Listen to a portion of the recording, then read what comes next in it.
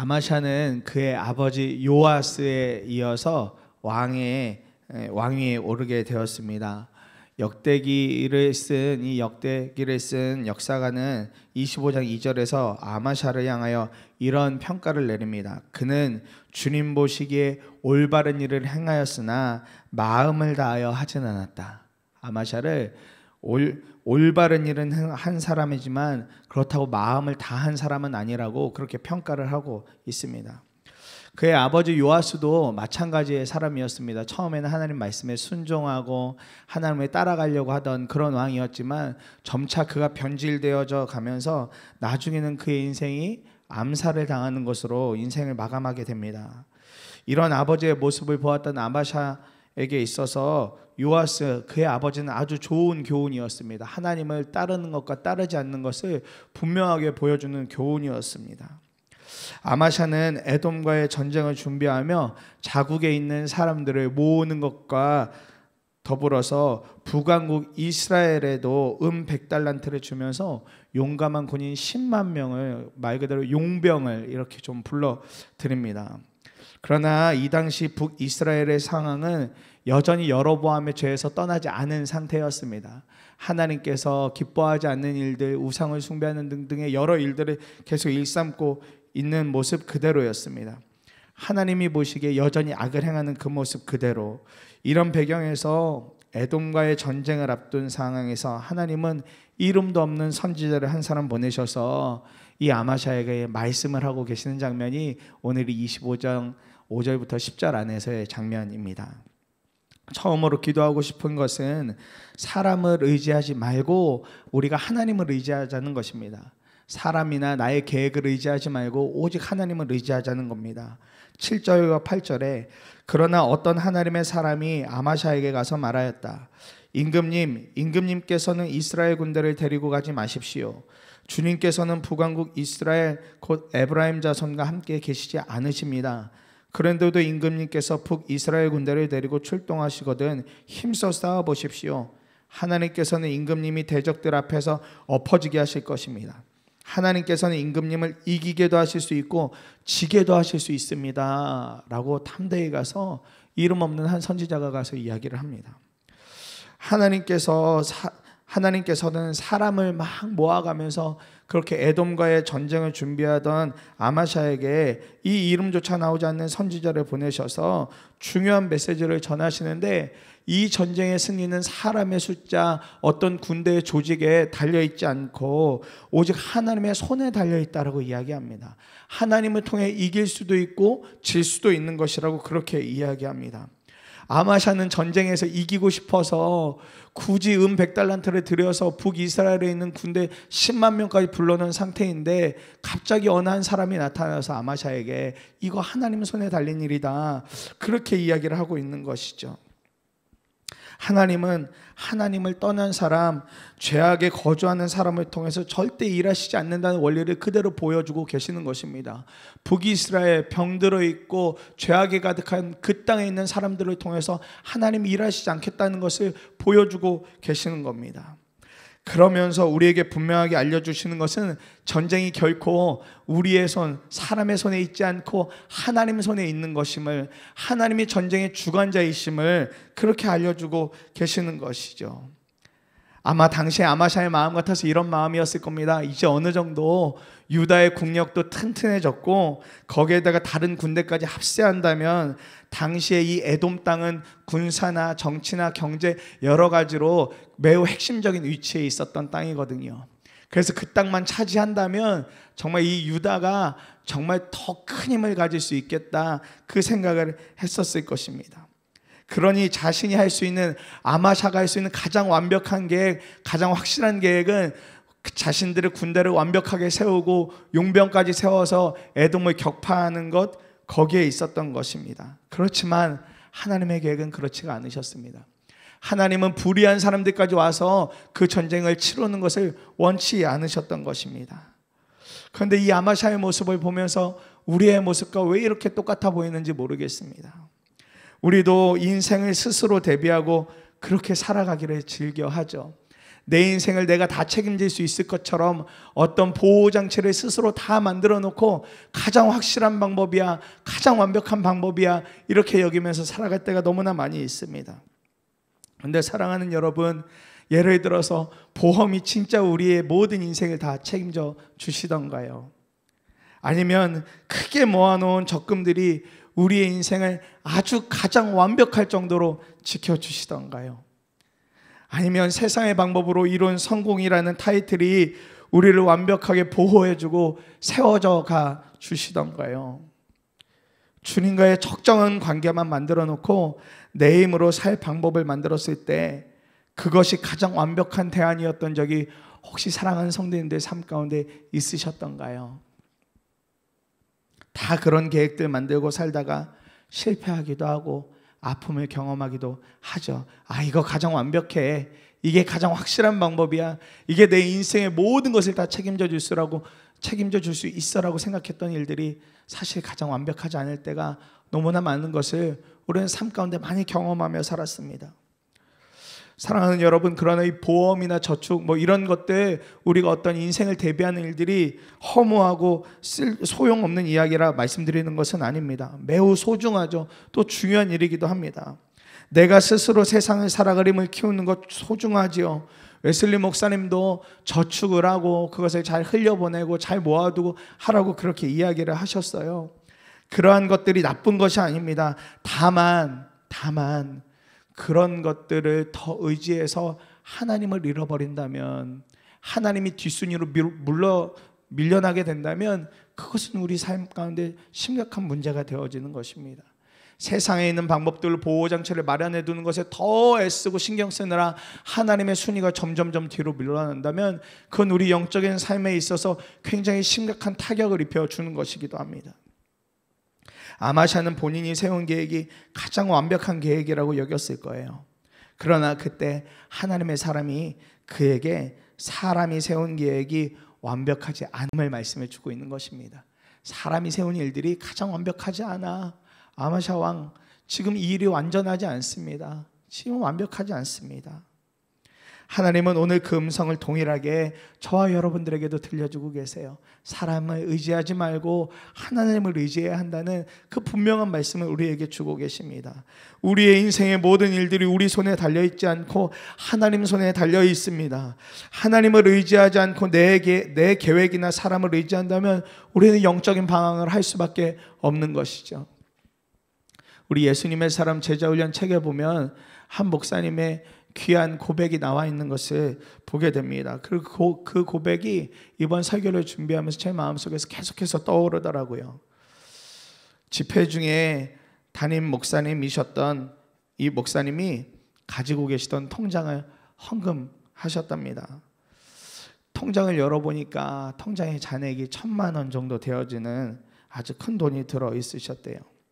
그리고 그 예배를 마치고 나서 이 목사님이 성도들 앞에 이렇게 앞에 나가셔서 이렇게 고백하시더랍니다. 진심으로 성도들에게 회개하셨다는 거예요. 사랑하는 성도들, 내가 개척교회를 하다 보니까 이 어려운 때를 대비해서 스스로 무언가를 만들어놔야겠다라는 마음이 많이 들으셨다는 거예요. 사랑하는 성도님들 앞에서. 그래서 내가 있는 돈 없는 돈 조금씩 생길 때마다 모아놓고, 아내도 모르게 그렇게 사모님도 모르게 모아놓고 그렇게 살아가셨대요. 악착같이 모아두면서 가족들에게 큰 일이라도 생기면 이 돈 가지고 어떻게 수습이라도 해볼 모양으로 그러셨던 거죠. 교회 형편이 어려운 것도 알고는 있지만 본인이나 가족의 형편도 만만치 않은지라 이런 선택을 하셨다고 그렇게 회개하면서 사과를 하셨다는 거예요. 목사님께서 하나님보다 돈을 의지했음을 솔직하게 고백했을 때, 그리고 이제는 그렇게 살지 않겠다고 고백했을 때, 그 통장자에 헌금을 했을 때 온 교우들이 다 같이 그렇게 우셨답니다. 목사님이 먼저 나와서 고백한 거죠. 제가 하나님보다 이 돈에 더 의지했음을, 이 돈이 우리 가족을 지켜줄 수 있을 것처럼, 나 자신을 지켜줄 수 있을 것처럼 고백했던 그 고백에, 진솔한 고백과 회개에 성도들이 다 같이 눈물을 흘리며 그렇게 그날 밤을 보내셨다는 거예요. 그리고 나서 교회가 놀랍도록 달라지기 시작하셨답니다.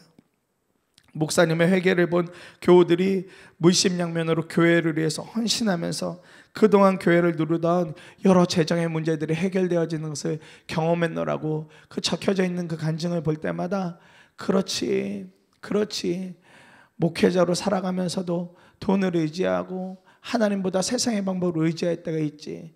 그렇다면 빨리 마음을 돌이켜야겠다. 이런 마음이 제 안에 들어오더라고요. 우리가 하나님이 아닌 내 힘으로 살아보려는 동기가요, 처음에는 별 문제 없어 보이는 것 같은 아주 작은 일에서부터 대부분 출발하거든요. 작은 것에서 이 정도는 내가 스스로 해볼 수 있는 거잖아 라고 했던 일들이 점점 늘어나서 결국엔 하나님을 뒤로 물러서게 할 때가 있어요. 그게 진짜 속임수인 것입니다. 우리 믿음의 우선순위를 뒤바꿔버리는 속임수가 바로 여기에 있습니다. 제게도 이런 재정이나 어떤 믿음을 사용하는 일은 여전히 언제나 쉽지 않습니다. 늘 무언가를 계산해야 되고 준비해야 한다는 마음이 제 안에는 늘 이렇게 마음 한편에는 자리 잡고 있거든요. 최근에도 이와 비슷한 일을 경험하면서 그때도 주님의 음성과도 같은 소리를 듣고 아내와 함께 믿음으로 한계를 넘어보기로 결단을 하는 일들도 있었습니다. 눈에 보이는 삶의 형편은 불안해 보이지만 하나님을 의지하기로 하니 저와 아내의 대화가 달라지는 것을 그 후로 경험하게 되어지더라고요. 말이 바뀌고 믿음이 바뀌어지는 것을 경험하게 되었습니다. 사랑하는 여러분, 하나님은 우리를 이기게도 하시고 지게도 하실 수 있으십니다. 우리 생각보다 더 넘치게 채워주실 수도 있는 분이 우리가 너무나 사랑하는 하나님이세요.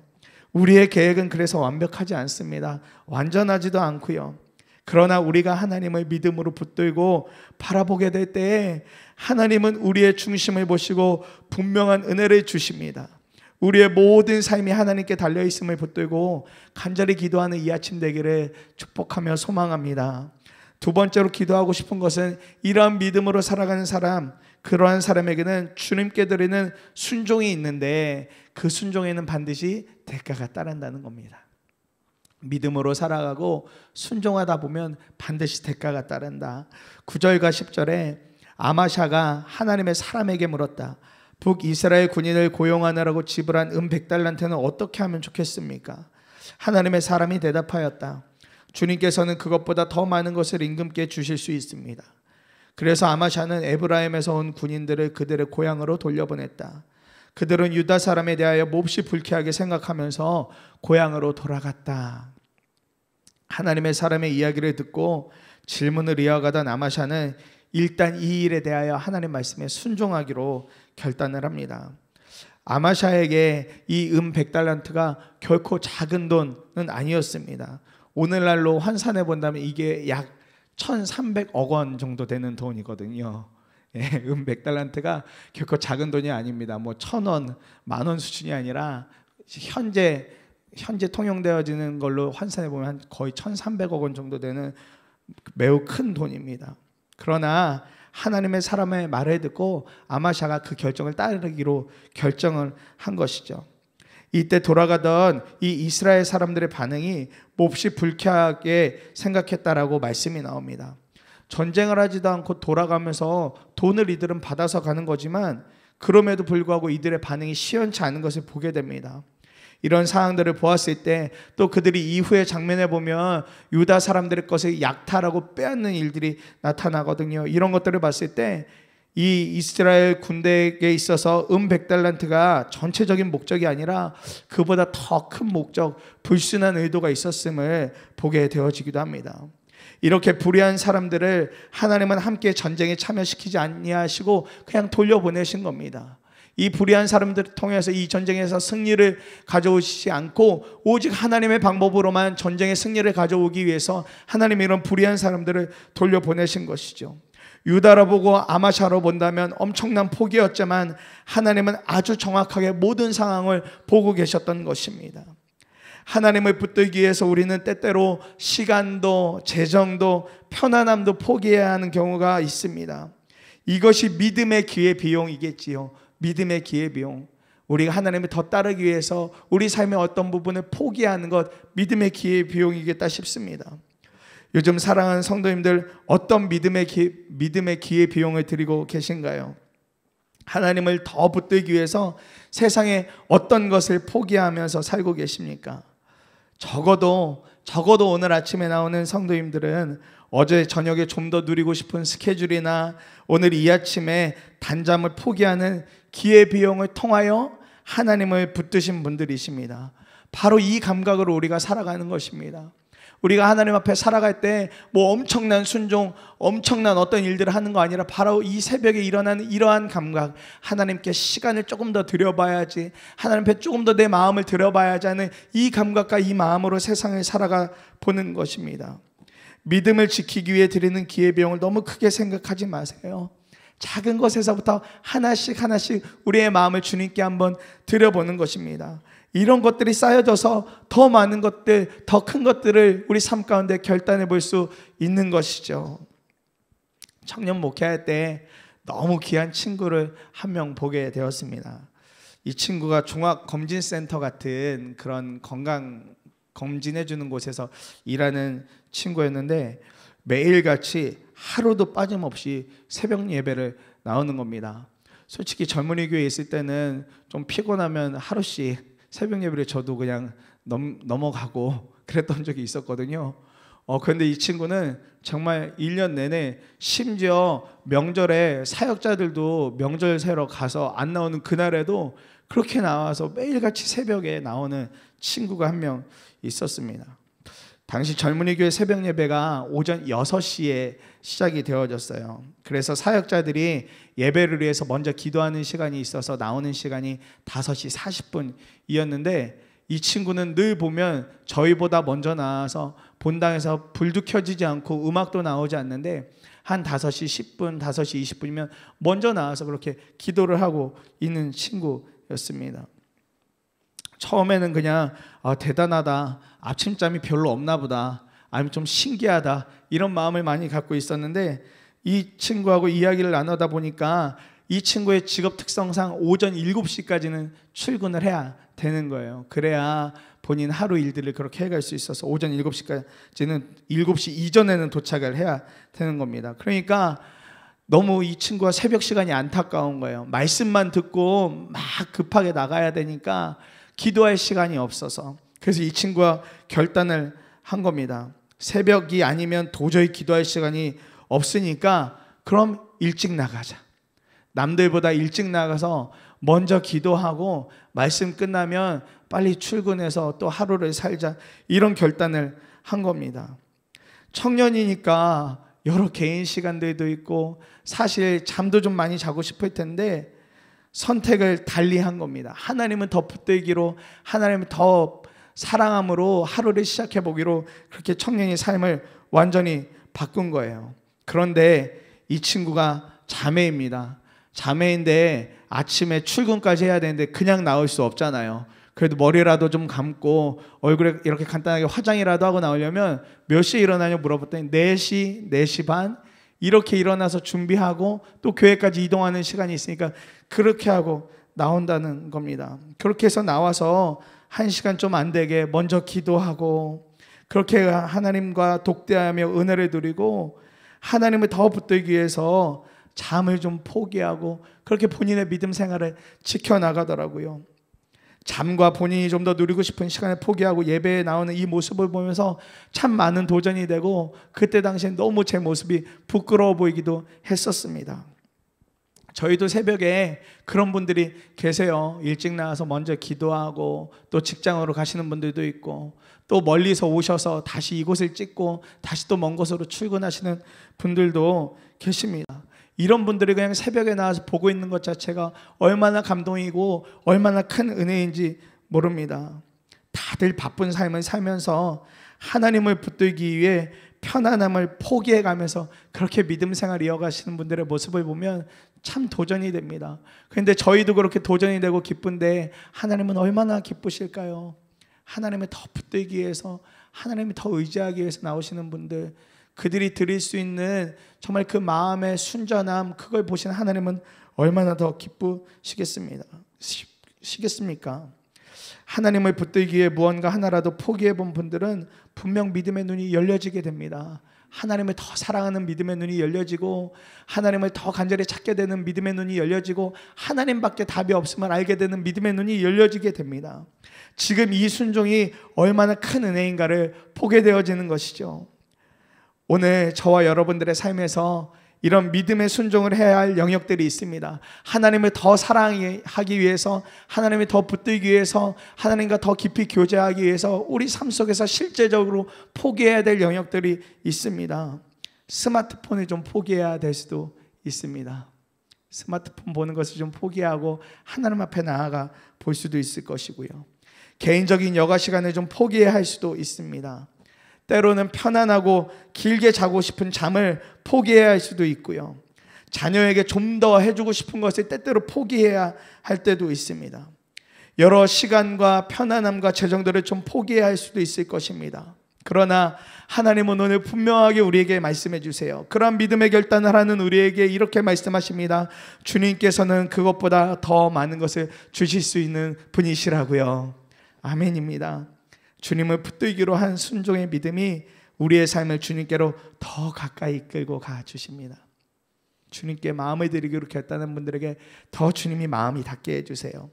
주님이 지금 그 일을 바로 이 시간 우리 마음속에서 성령으로 말미암아 하고 계십니다.